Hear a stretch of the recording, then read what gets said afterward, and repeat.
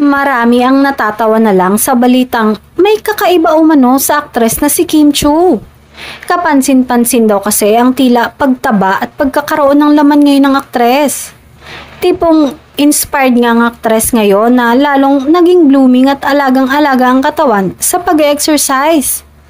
At syempre, hindi naman maiiwasan na may mga umiintriga sa aktres na di umano ay buntis ito ngayon sa aktor at rumored boyfriend na si Paolo Avellino.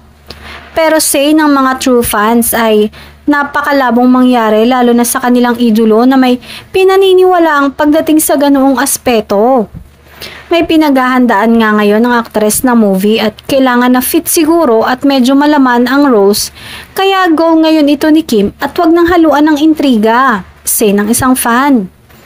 Compatible pagdating sa pag-exercise sina Kim Chiu at Paolo Avellino.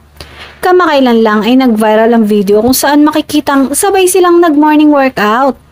Ika nga nito, jogging is the easiest way to exercise. Masarap sa ibang bansa kasi bagong tanawin yung nakikita mo. Mas nakikilala mo rin yung lugar. Saad ni Paolo sa panayam ni MJ Felipe. Say naman ni Kim, nagkataon na pareho pala sila ni Paolo na mahilig mag-jogging.